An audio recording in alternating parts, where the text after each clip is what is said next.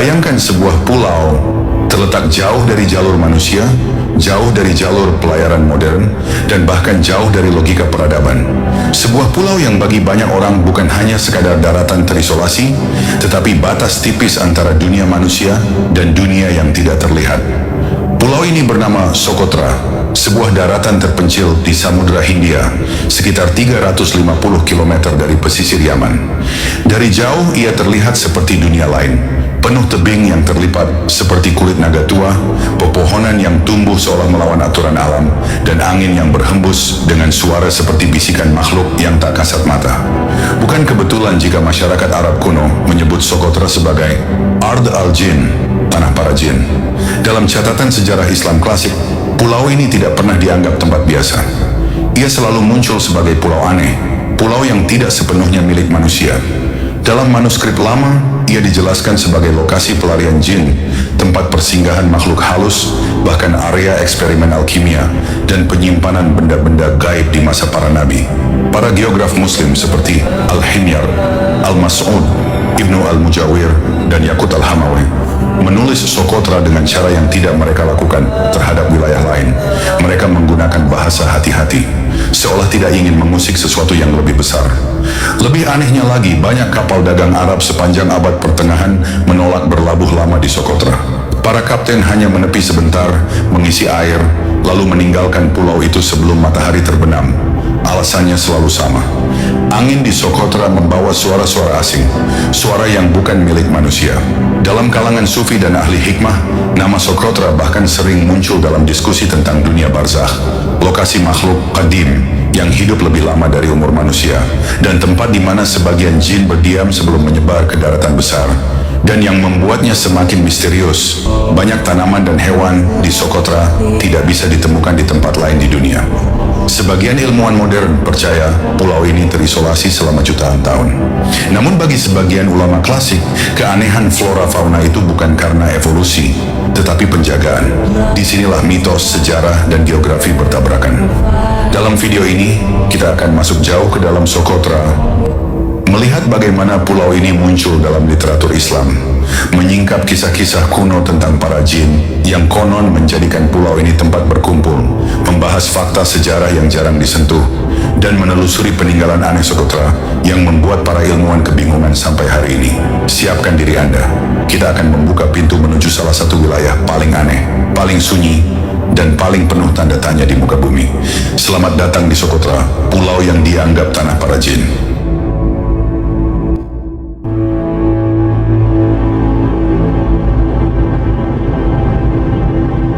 Ketika para sejarawan modern membicarakan Socotra, mereka biasanya fokus pada geologi yang aneh, flora yang unik, atau isolasi pulau selama jutaan tahun. Namun jauh sebelum para ilmuwan Eropa menginjakan kaki di sana, pulau ini sudah jauh lebih dulu tercatat dalam manuskrip dunia Islam. Bahkan beberapa catatan tertua menggambarkan Socotra bukan sebagai tanah asing, tetapi sebagai wilayah misterius yang selalu berada di pinggir peta, seolah-olah ia sengaja dijauhkan dari pusat dunia manusia. Salah satu sumber tertua yang menyebut Socotra adalah karya Al-Himyari, seorang ahli geografi abad ke-14. Dalam bukunya, ia menggambarkan Socotra atau Sukutra sebagai pulau yang dikelilingi air biru gelap, penuh angin kencang, dan dihuni oleh manusia yang tidak mirip dengan bangsa lain. Kata-kata Al-Himyar sering dianggap metaforis, namun banyak peneliti percaya ia sedang menggambarkan isolasi genetik penduduk Socotra yang memang tampak berbeda dari bangsa Arab, Afrika, maupun India. Namun bagian yang paling menarik adalah ini. Al-Himyar mencatat bahwa para pelaut Arab tidak pernah menginap lama di pulau itu, karena mereka percaya malam di Socotra bukan milik manusia. Catatan semacam ini jarang ia gunakan, bahkan saat menulis tentang wilayah berbahaya di Afrika Timur atau pesisir India. Hanya pada Socotra ia menggunakan bahasa seperti orang yang sedang memperingatkan, bukan sekadar menjelaskan. Catatan lain datang dari Al-Mas'ud, sejarawan dan penjelajah legendaris pada abad ke-10. Dalam kitab kitab Muruj Ad-Dahab, ia menulis bahwa Sokotra adalah tempat tinggal sebuah komunitas kecil beragama Nasrani yang mempraktikkan tradisi kuno. Namun tambahan detail yang jarang dibahas adalah ketika ia berkata bahwa pulau itu dikelilingi suara-suara aneh yang terdengar saat badai, dan bahwa para pelaut sering melihat cahaya yang tampak bergerak sendiri tanpa nyala api. Di era modern, cahaya aneh itu mungkin bisa dijelaskan sebagai fenomena bioluminesensi di laut. Namun bagi masyarakat Arab abad pertengahan yang sudah sangat terbiasa membaca cuaca, angin dan laut, fenomena itu tidak pernah dianggap sekadar gejala alam. Mereka menganggapnya sebagai isyarat keberadaan makhluk halus. Bahkan beberapa penulis Persia menyebut pulau ini sebagai Maskan al-Jan, yakni tempat tinggal bangsa jin. Tetapi Sokotra masuk lebih dalam lagi ke dalam literatur Islam melalui catatan Ibnu al-Mujawir, seorang pelancong Yaman pada abad ke-13. Ia menuliskan sesuatu yang membuat banyak peneliti modern kebingungan. Ia menyebut bahwa beberapa tanaman di Sokotra digunakan oleh rahib jin untuk membuat minyak pengobatan dan ritual. Frasa rahib jin sangat jarang muncul dalam literatur Islam, sehingga kemungkinan besar kata itu berasal dari penuturan penduduk setempat yang kemudian dicatat oleh Ibnu al-Mujawir. Tentu, dalam syariat Islam, jin memang memiliki kelompok yang beriman dan yang ingkar. Bahkan dalam beberapa riwayat, mereka memiliki struktur sosial yang mirip manusia. Pemimpin, ahli ibadah, bahkan kelompok ahli hikmah. Namun catatan Ibnu al-Mujawir seolah mengisyaratkan bahwa ada interaksi antara penduduk Sokotra dan kelompok jin tertentu, terutama dalam hal penggunaan tanaman obat. Ini selaras dengan keyakinan masyarakat setempat bahwa beberapa pohon di Sokotra tidak boleh dipotong sembarangan karena penghuninya akan marah. Kita juga menemukan rujukan menarik dalam karya Yaqut al-Hamawi, ahli ensiklopedia besar dunia Islam. Dalam Mujam al-Buldan, ia menulis bahwa Sokotra termasuk wilayah yang dikelilingi bahaya gaib dan memiliki gua-gua yang tidak dimasuki manusia. Buku tersebut memuat banyak deskripsi geografis, tetapi sangat jarang sekali ia menggunakan istilah bahaya gaib untuk suatu wilayah. Bahkan daerah yang terkenal angker di Persia atau India pun tidak digambarkan seberlebihan itu. Artinya, Sokotra memiliki reputasi khusus yang berbeda dari tempat lain. Yang paling menggetarkan adalah sebuah fragmen tulisan dari ulama sufi Yaman abad ke-12 yang jarang dibahas oleh peneliti modern. Dalam catatan tafsir isyarinya, ia menyinggung sebuah tempat yang dikelilingi angin yang tidak membawa pesan manusia, dan para ahli mengidentifikasi tempat itu sebagai Sokotra. Ia menggambarkan bahwa di pulau itu, makhluk-makhluk yang tidak tampak berkumpul pada waktu tertentu untuk mendengar berita dari alam atas. Meskipun bersifat simbolis, tafsir isyari biasanya berlandaskan kepada mitos lokal dan pengalaman spiritual yang dihubungkan dengan lokasi tertentu.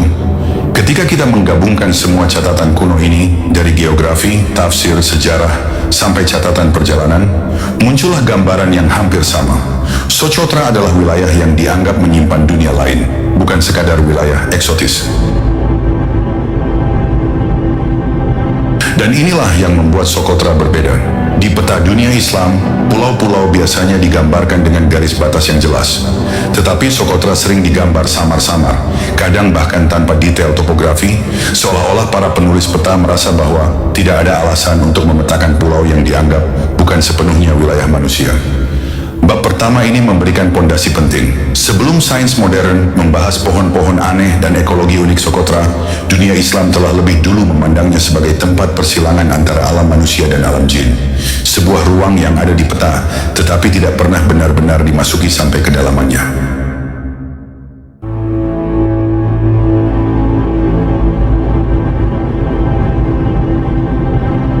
Dalam tradisi Islam, dunia jin bukan sekadar cerita pinggiran. Ia diakui dalam Al-Quran, dijelaskan oleh para ulama besar, dan menjadi salah satu aspek tak terlihat dari ciptaan Allah. Karena itu, ketika suatu wilayah terus-menerus dikaitkan dengan kehadiran jin selama berabad-abad, para ulama klasik tidak menganggapnya sebagai dongeng belaka, melainkan sebuah tanda yang perlu ditelusuri. Socotra adalah salah satu wilayah itu. Bagi ulama Yaman, Hadramaut, dan Oman yang wilayahnya berdekatan dengan Socotra, pulau tersebut dikenal bukan hanya karena keanehan geologinya, tetapi karena banyaknya riwayat tentang aktivitas makhluk gaib. Tradisi lisan masyarakat sekitar menyimpan cerita bahwa para ulama tertentu pernah diundang dipanggil, atau ditampakkan kepada bangsa jin yang hidup di sekitar Socotra. Cerita ini tidak semuanya tertulis, tetapi sebagian masuk ke catatan kecil, manaqib, dan manuskrip sufi. Salah satu riwayat paling menarik datang dari salah satu ulama besar Hadramaut. Dalam beberapa riwayat manaqib kuno, disebutkan bahwa beliau pernah didatangi makhluk tak kasat mata ketika melakukan khalwat di pegunungan tepi pesisir yang berhadapan langsung dengan Socotra.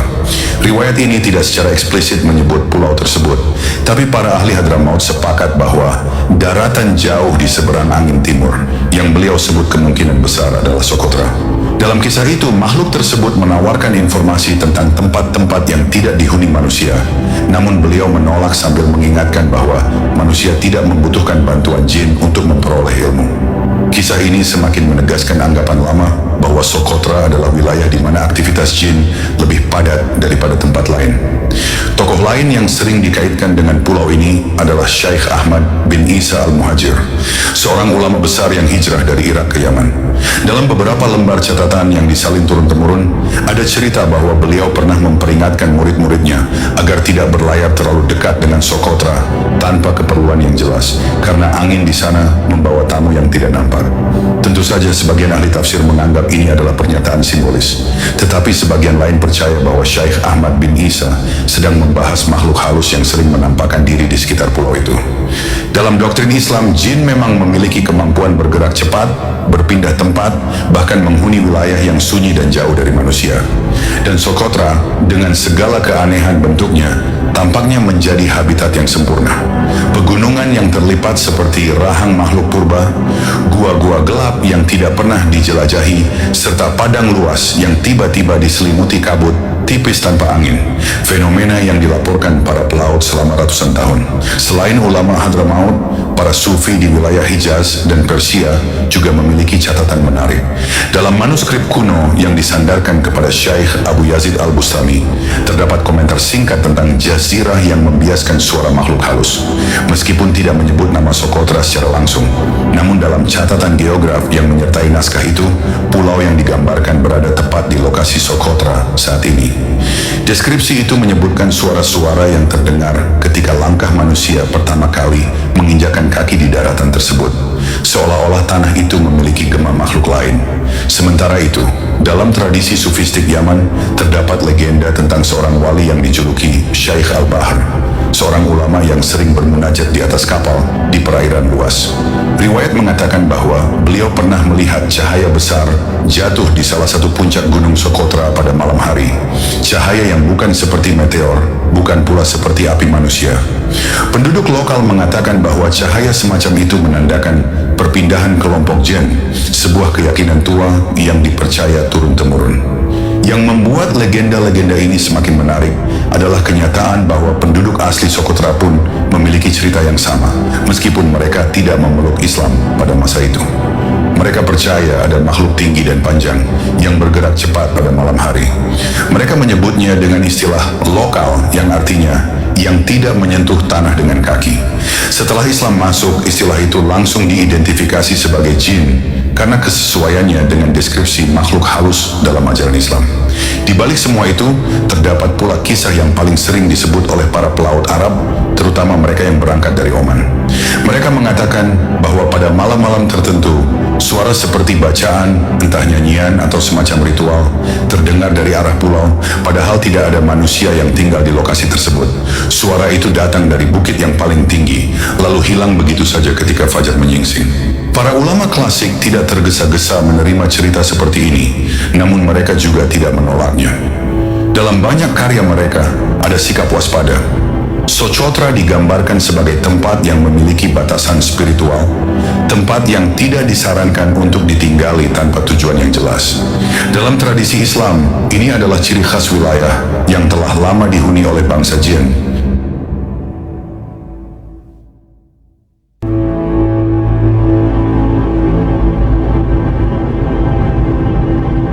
Laut di sekitar Socotra selalu membawa cerita. Tidak ada wilayah lain di perairan Arab yang meninggalkan catatan maritim sebanyak pulau ini. Sejak abad ke-7 hingga abad ke-15, para pedagang Arab dari Oman, Hadramaut, Gujarat, hingga Zanzibar melalui jalur yang sama. jalur rempah dan jalur gaharu, namun hampir semua catatan pelayaran klasik sepakat pada satu hal. Sokotra bukan tempat yang ingin mereka singgahi terlalu lama. Dalam banyak manuskrip lama, Sokotra selalu dilukiskan sebagai daratan yang tampak tenang dari jauh, tetapi mengawasi manusia dari dekat. Kalimat itu mungkin terdengar puitis, namun bagi para pelaut itu adalah peringatan keras. Salah satu sumber paling tua datang dari catatan perjalanan seorang nakhoda, Oman abad ke-9 yang dikenal dengan nama Sulaim al-Tujar. Dalam manuskrip yang ditemukan di Muscat, ia menulis, "Kami berlabuh di Sokotra hanya untuk mengambil air.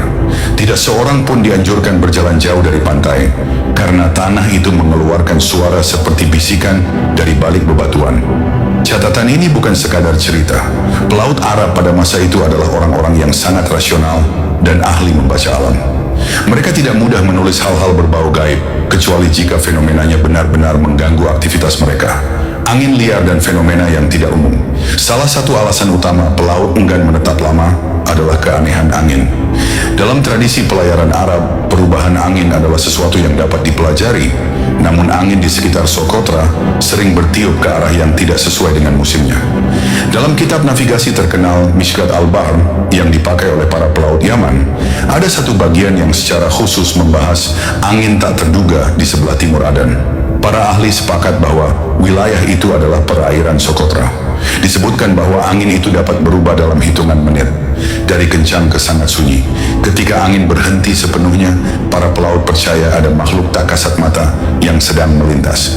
Bagi para pelaut muslim, fenomena ini bukan hanya keanehan alam, tetapi juga bagian dari ilmu yang diajarkan oleh para ulama.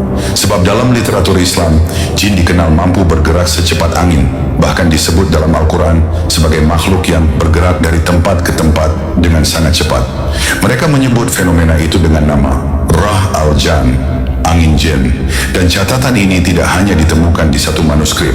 Hampir semua kitab navigasi wilayah Arab Selatan menulis istilah yang sama, tanda-tanda di laut. Cahaya yang muncul dari kedalaman catatan lain, yang jarang dibahas di akademisi modern, muncul dari tulisan Ibnu Majid, navigator terbesar dunia Arab pada abad ke-15. Orang yang panduannya digunakan oleh Vasco da Gama. Dalam salah satu syarahnya, ia mengatakan bahwa di malam hari, di dekat Sokotra, kadang terlihat cahaya kecil bergerak di bawah permukaan laut. Cahaya itu tidak statis seperti plankton bercahaya. Ia bergerak dengan arah yang tampak seperti mengikuti kapal. Para pelaut menyebutnya Al-Anwar As-Saibah, cahaya yang berkeliaran. Dalam kepercayaan maritim lama, cahaya itu dianggap sebagai tanda bahwa penghuni bawah laut sedang naik ke permukaan. Sebagian penulis kontemporer mencoba menghubungkannya dengan bioluminesensi laut dalam. Tetapi gerakan cahaya yang mengikuti kapal membuat fenomena ini tetap menjadi misteri. Dalam Islam, jin tidak hanya hidup di darat. Sejumlah riwayat menjelaskan bahwa ada golongan jin yang tinggal di laut. Oleh karena itu, para ulama klasik tidak tergesa-gesa menolak kemungkinan bahwa Socotra menjadi tempat pertemuan antara jin darat dan jin laut. Hukum yang aneh dalam tradisi pelaut muslim. Dalam syariat Islam, tidak ada hukum khusus tentang menjauhi pulau atau tempat tertentu. Namun dalam fiqh al-bihar, hukum laut tradisional Arab, ada kebiasaan yang diwariskan turun-temurun. Kapal tidak boleh berlabuh di Sokotra setelah matahari terbenam.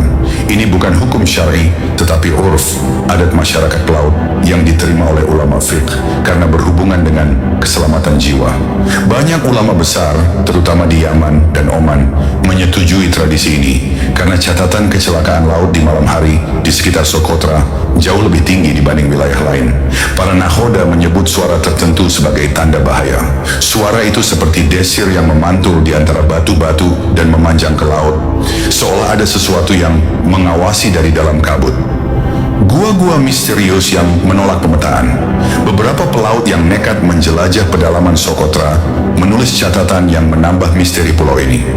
Dalam salah satu manuskrip dari abad ke-12, seorang pedagang dari Hadramaut menulis bahwa ia memasuki sebuah gua besar dekat puncak gunung. Tetapi setelah beberapa menit berjalan, ia merasa seolah gua itu berubah bentuk, seperti ada tangan yang tidak terlihat mengalihkan jalur. Gua itu membuat kami kembali ke pintu masuk, padahal kami berjalan lurus, tulisnya. Dalam tradisi Islam, jin dikenal mampu mengubah persepsi manusia dan membuat mereka tersesat. Dan catatan Gua Sokotra ini cocok dengan deskripsi itu. Ketika kita mengumpulkan semua catatan pelaut, navigator, dan penjelajah abad pertengahan, muncul satu gambaran besar. Sokotra bukan hanya wilayah fisik, tetapi juga wilayah spiritual yang aktif. Sebuah tempat di mana laut, angin, dan daratan membawa tanda-tanda bahwa pulau ini telah lama dihuni oleh makhluk yang tidak terlihat.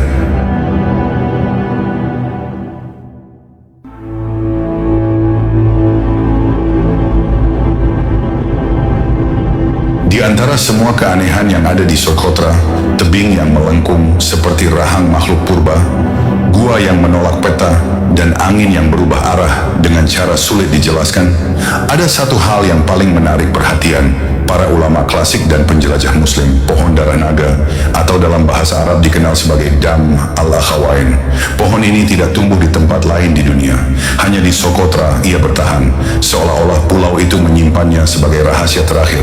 Batangnya tebal dan kokoh, tetapi bentuknya seperti payung raksasa, seolah bukan bagian dari ekosistem bumi biasa. Yang paling menakutkan adalah getahnya, berwarna merah pekat seperti darah segar. Keunikan ini membuat para ulama dan ahli pengobatan Islam kuno menduga bahwa pohon ini bukan sekadar tumbuhan. Ia mungkin memiliki sejarah yang jauh lebih tua, bahkan sampai ke zaman Nabi Sulaiman alaihissalam. Riwayat aneh dalam manuskrip pengobatan Islam, dalam beberapa kitab pengobatan klasik seperti Al-Qanun, Efrona At-Thib, karya Ibn Sina, Al-Hawi, karya Ar-Razi, dan berbagai manuskrip risalah Dr. Yaman. Getah pohon darah naga disebut sebagai bahan penting untuk pengobatan luka serius. Namun ada catatan tambahan yang jarang dibahas. Getah pohon ini digunakan pula oleh para ahli hikmah untuk penangkal sihir dan gangguan jin. Kalimat itu muncul dalam lampiran manuskrip Yaman abad ke-12 dan 13, terutama yang berkaitan dengan ilmu pengobatan spiritual. Dalam Islam, penggunaan ruqyah dan tanaman tertentu adalah hal lumrah, tetapi penyebutan tanaman yang hanya ada di Sokotra sebagai anti sihir membuat banyak ulama bertanya-tanya. Mengapa pulau terpencil seperti Sokotra memiliki tanaman yang sangat efektif melawan gangguan jin?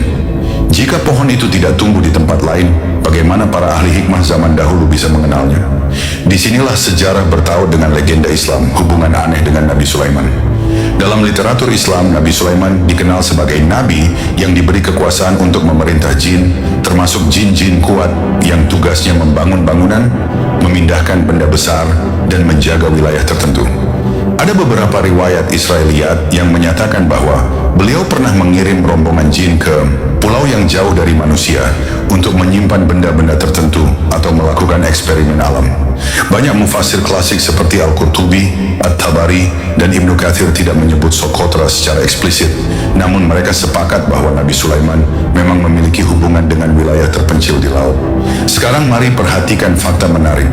Lokasi Sokotra berada tepat di jalur pelayaran kuno dari Palestina ke arah Samudra Hindia, jalur yang digunakan para pedagang yang sering tercatat dalam kisah-kisah Israeliat. Beberapa ulama Hadramaut bahkan menyebut Sokotra sebagai salah satu Mawaqi al-Jin al-Qadwam, tempat berlabuhnya para jin kuno yang pernah ditugaskan oleh Nabi Sulaiman.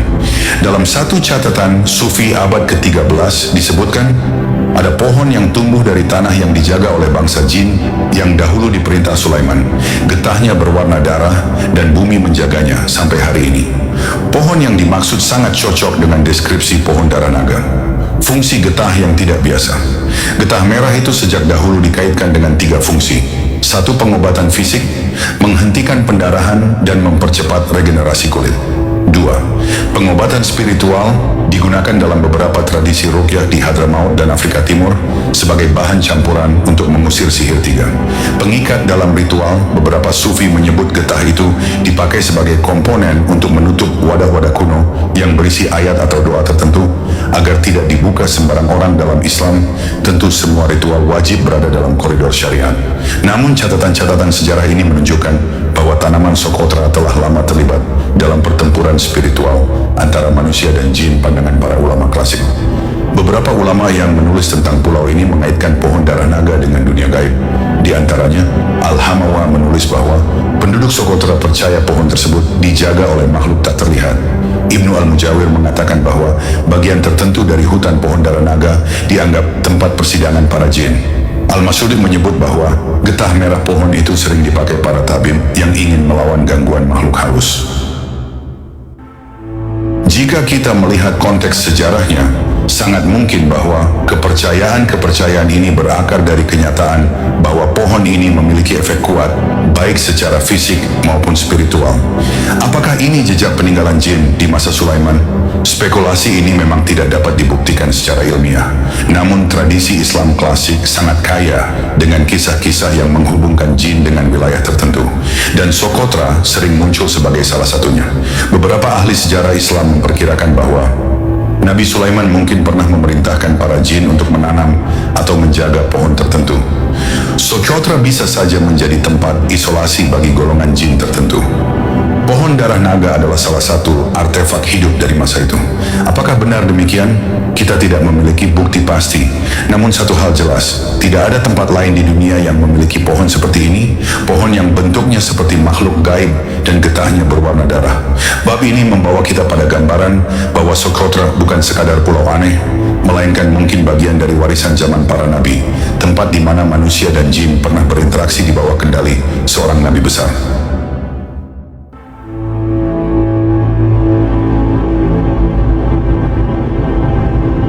Sejauh ini, kita telah membahas legenda ulama, catatan pelaut, dan misteri alam Socotra. Namun ada satu bab terakhir yang paling jarang dibicarakan, bahkan oleh para peneliti modern. Jejak peradaban kuno yang tidak sesuai dengan sejarah resmi jejak, yang seolah bukan milik manusia sepenuhnya. Pulau Socotra memang memiliki gua-gua, bebatuan, dan simbol kuno. Tetapi yang membuatnya berbeda adalah pola-pola simbol yang tidak ditemukan dimanapun. Tulisan yang bukan Arab, bukan Yunani, bukan Sabah, bukan Pulau Himyar. Seakan-akan pulau itu pernah dihuni oleh kelompok yang entah manusia, entah makhluk lain. 1. Simbol yang tidak dapat diidentifikasi. Pada awal abad ke-20, beberapa ahli arkeologi Yaman menemukan lukisan-lukisan pada dinding gua Socotra. Mereka mengira itu peninggalan kaum Kristen kuno. Namun setelah dianalisis, banyak simbolnya tidak cocok dengan ikonografi Kristen, Yahudi, atau penyembah api. Bentuknya spiral, mata tunggal, tangan memanjang, dan sosok yang hanya digambarkan sebagai bayangan tipis. Hal yang aneh adalah simbol-simbol serupa muncul dalam cerita rakyat Arab tentang makhluk tidak terlihat, khususnya simbol perlindungan dari bangsa jin. Dalam literatur Islam klasik, jin kadang meninggalkan tanda pada lokasi tempat mereka tinggal atau singgah. Tanda itu digunakan oleh golongan jin lain untuk mengetahui apakah suatu tempat aman atau berpenghuni. Tentu hal ini masuk kategori mitos, tetapi ketika pola simbol di Socotra cocok dengan keterangan dalam sejumlah manuskrip kuno, para ulama menjadi tertarik. Dalam salah satu catatan dari ulama Hadramaut abad ke-17 disebutkan, di Jazirah Socotra terdapat lukisan-lukisan yang tidak dimengerti manusia, namun golongan jin memahaminya sebagai batas tempat tinggal mereka. Jika catatan ini benar, maka simbol di gua Socotra bukan hanya lukisan, tetapi semacam penanda wilayah makhluk gaib. 2. Mantra kuno dan bahasa yang menghilang. Peneliti modern menemukan potongan tulisan kuno di beberapa dinding batu, tetapi bukan dalam bahasa Arab, Himyar, atau Ge'ez. Bahasa itu tampak seperti campuran aksara Semitik dan bentuk-bentuk simbolis yang tidak dikenal. Dalam Islam, jin dikatakan memiliki bahasa sendiri, bahasa yang tidak sepenuhnya dipahami manusia, kecuali mereka yang diberi kemampuan khusus. Hal menarik lain adalah catatan dari seorang ulama Yaman bernama Abdurrahman As-Saqafi yang menulis perjalanan rohaninya ke wilayah pesisir dekat Socotra pada abad ke-15. Ia mengatakan bahwa para nelayan lokal punya bacaan lama yang mereka hindari menyebutkan di malam hari, karena mereka percaya bacaan itu dapat memanggil makhluk halus tertentu. Mereka menyebut bacaan itu sebagai lafaz al-qadim, ucapan kuno. Menurut mereka, bacaan ini bukan bahasa manusia. Bahkan melafalkannya pun dianggap berbahaya jika tidak tahu artinya. Para ulama yang meneliti bacaan itu sepakat bahwa teks tersebut bukan bagian dari Islam dan tidak boleh diamalkan, tetapi mereka mengakui keanehannya. Ada dugaan bahwa mantra kuno itu berasal dari peradaban awal. Socotra, peradaban yang mungkin hidup berdampingan dengan jin atau bahkan mempelajari cara berkomunikasi dengan mereka. 3. Hamba jin dalam cerita penduduk asli Socotra memiliki legenda mengenai makhluk yang membantu mereka di masa lampau. Mereka menyebut makhluk itu sebagai agrum, yang secara longgar diterjemahkan sebagai penjaga angin atau yang berjalan tanpa tanah. Setelah Islam masuk, legenda ini diidentifikasi sebagai jin. Cerita mereka mengatakan bahwa manusia pertama yang menetap di Socotra tidak benar-benar sendirian. Ada makhluk yang mengajari mereka cara mencari air, cara membaca cuaca, dan cara mengenali tanaman tertentu. Namun legenda juga menambahkan bahwa makhluk itu perlahan menghilang ketika manusia mulai membangun rumah dan membentuk komunitas tetap. Dalam Islam, kita memang tidak boleh meminta bantuan jin. Tetapi keberadaan jin yang membantu manusia secara tidak langsung, tanpa penyembahan, tanpa pemanggilan, adalah sesuatu yang mungkin terjadi dan pernah disebutkan dalam beberapa riwayat klasik. Jika legenda ini benar, maka Socotra mungkin pernah menjadi tempat interaksi intens antara manusia awal dan makhluk gaib, sebelum akhirnya pulau itu terisolasi dari dunia empat. Struktur batu aneh, bukan buatan angin. Di bagian pedalaman Socotra, terdapat susunan batu berbentuk lingkaran dan menara kecil berpasangan. Para ilmuwan menyebutnya batu ritual, tetapi tidak tahu siapa pembuatnya. Bentuknya terlalu simetris untuk dianggap alami, tapi juga terlalu primitif untuk dikaitkan dengan bangsa kuno yang dikenal. Dalam beberapa catatan sufi, struktur semacam ini disebut sebagai Maqam al-Jan, tempat di mana jin berkumpul untuk bermusyawarah atau mendengarkan berita dari dunia atas. Jika benar demikian, itu berarti sisa-sisa struktur batu Socotra bukan tempat ritual manusia, tetapi tempat aktivitas makhluk lain. Bab ini membawa kita pada pertanyaan besar. Apakah Socotra pernah menjadi titik temu antara manusia awal dan para jin? Dan apakah jejak yang tertinggal, simbol, mantra, struktur batu adalah bukti dari masa ketika dua dimensi itu saling bersinggungan? Sejarah resmi tidak bisa menjawabnya. Ilmu pengetahuan pun belum mampu. Namun para ulama klasik, pelaut kuno, dan penduduk asli semuanya memberikan gambaran yang sama. Socotra bukan sekadar pulau, ia adalah arsip dunia gaib. Salah satu pintu yang dibiarkan terbuka sejak ribuan tahun lalu.